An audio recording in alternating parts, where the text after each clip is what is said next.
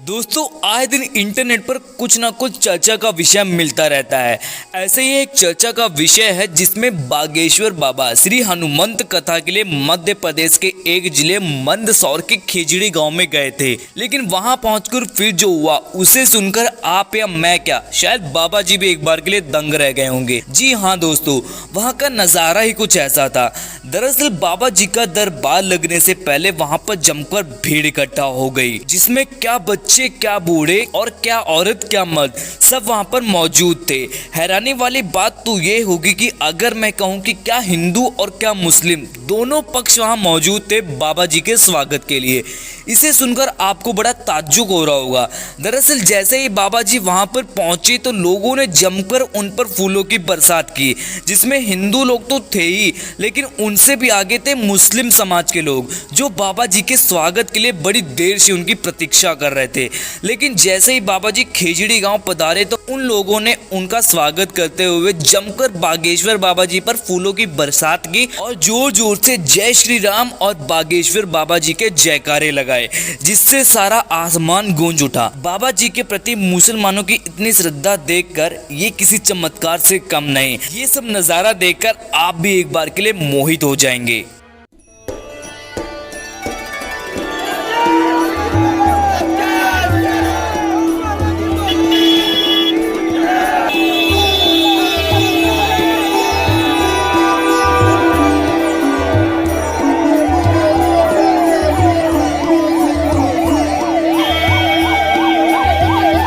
दोस्तों, बहुत कम देखने को मिलता है कि मुस्लिम समाज के लोग हिंदू धर्म के प्रति इतनी निष्ठा दिखाते हैं। ये सब तो कुछ भी नहीं है, क्योंकि वहां पर मौजूद मुस्लिम समाज के लोगों ने बाबा जी के लिए कुछ ऐसी बातें कह दी जिसे बोलने से हिंदू भी कतराते हैं। इस वीडियो में आप देखेंगे कि बाबा जी के वहां से जाने के बाद जब वहां पर मौजूद मुस्लिम लोगों से पूछा गया कि बाबा जी को लेकर आपके क्या विचार हैं, तो उन्होंने कहा कि बाबा किसी एक के नहीं है, वे सबके हैं। और खिजड़ी की धरती पर पधार कर उन्होंने इस धरती को भी पावन कर दिया है। और उन्होंने कहा कि वो सब मिलकर बाबा जी का स्वागत करते हैं। आज आपने बागेश्वर धाम सरकार का स्वागत किया है, मुस्लिम समाज क्या बातें हैं, कैसे आपके मन में भाव आया है? भाव हमारे सीतामऊ की ज़मीन पर बागेश्वर जी धाम पधारे, हम इनका स्वागत करते हैं। गुरु कोई से भी हो, चाहे हिंदू हो मुस्लिम हो, गुरु गुरु ही रहते हैं और वो हमें आशीर्वाद देने के लिए हमारे यहाँ पधारे, हमारे बीच में पधारे। सीतामऊ धन्य होगा और ऐसे गुरु का हम सब मिलकर और स्वागत करते हैं। इतना ही नहीं, जब मुस्लिम समाज से पूछा गया कि बाबा जी तो भारत को हिंदू राष्ट्र बनाने की बात कर रहे हैं, तो उन्होंने कहा कि हिंदू राष्ट्र से हमें कोई आपत्ति नहीं, हम तो हिंदू राष्ट्र के साथ ही रहते हैं। इस पर उन्होंने क्या कहा आप खुद ही सुन लें।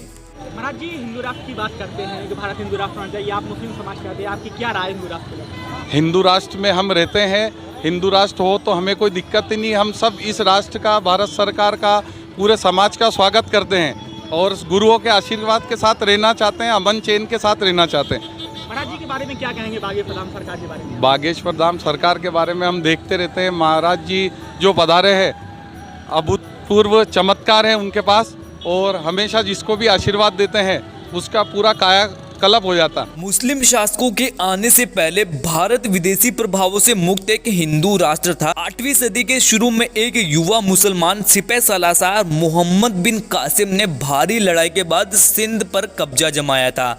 यह इलाका वैसे तो बहुत छोटा था, लेकिन इस हार के नतीजे बेहद दूरगामी साबित हुए। इतिहासकारों के मुताबिक यह भारतीय उपमहाद्वीप के इतिहास के लिहाज से सबसे अहम मोड़ साबित हुआ। इस युद्ध के बाद इस्लामी संस्कृति का भारतीय सभ्यता से संपर्क हुआ और इसके बाद पूरे उपमहाद्वीप में इस्लाम फैला। हालांकि भारत की धरती पर कदम रखने वाले पहले मुसलमान केरल में आने वाले व्यापारी थे, जिनकी इबादत के लिए भारत की पहली मस्जिद बनाई गई थी। अब यहाँ पर कुछ लोगों के दिमाग में प्रश्न आ रहा होगा कि अगर भारत हिंदू राष्ट्र बना तो मुसलमान और दूसरे अल्पसंख्यकों के क्या अधिकार होंगे? क्या मुसलमान और ईसाई हिंदू राष्ट्र में अपनी इबादत गाहें बना सकते हैं और वहाँ इबादत कर सकते हैं? लेकिन संघ परिवार के नेता मुसलमानों के अल्पसंख्यक मानने के विचार को ही गलत ठहराते हैं। एक बीजेपी नेता है कपिल मिश्रा, जो कि ऑनलाइन नेटवर्क चलाते हैं जिसका नाम है हिंदू इकोसिस्टम। उनके अनुसार ये नेटवर्क हिंदू पीड़ितों के लिए काम करने की बात करता है। उनका कहना है कि हिंदू राष्ट्र में कोई भी अल्पसंख्यक नहीं होगा।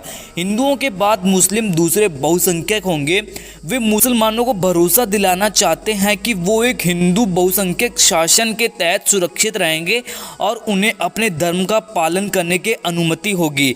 कपिल मिश्रा कहते हैं कि हिंदू बहुसंख्यक जब तक शासन में रहेगा, भारत धर्मनिरपेक्ष बना रहेगा और धार्मिक सहिष्णुता का पालन करता रहेगा। दूसरी तरफ मुसलमानों को डर है कि हिंदू बहुसंख्यक शासन में उन्हें खांचे में ढालकर अलग थलग कर दिया जाएगा और उनके साथ दूसरे दर्जे के नागरिकों की तरह सलूक किया जाएगा। एक बीजेपी नेता और आरएसएस के सक्रिय सदस्य विनय कटियार ने एक बार कहा था, मुसलमानों को भारत में नहीं रहना चाहिए।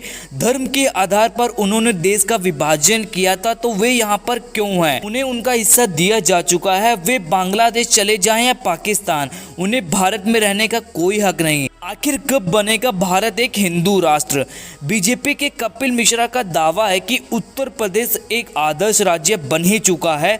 एक हिंदू राष्ट्र कैसा होना चाहिए उसकी एक झलक यूपी दिखलाता है। वो कहते हैं कि उत्तर प्रदेश पंथ निरपेक्षता, सहिष्णुता और धार्मिक समानता का एक नमूना है। रामनवमी में जब जहां तहां पर पत्थर चलाए जा रहे थे, वहीं यूपी में फूल बरसाए जा रहे थे। दूसरी जगहों पर पेट्रोल बम दागे जा रहे थे, लेकिन यूपी में शरबत बांटा जा रहा था।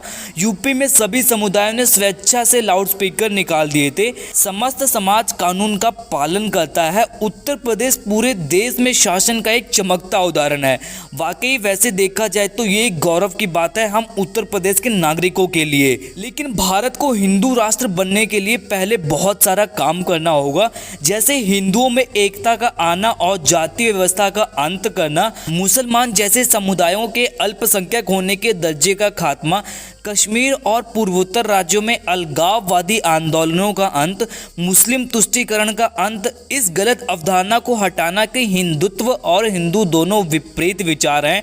ऐसे बहुत से मुद्दे हैं जिन्हें पूरा किए बिना हिंदू राष्ट्र का सपना साकार नहीं किया जा सकता। हिंदू राष्ट्र को लेकर आपके क्या विचार हैं? अपनी राय आप कमेंट सेक्शन में जरूर बताइएगा। तो आज की वीडियो में बस इतना ही। आशा करता हूँ वीडियो इन्फॉर्मेटिव लगी होगी।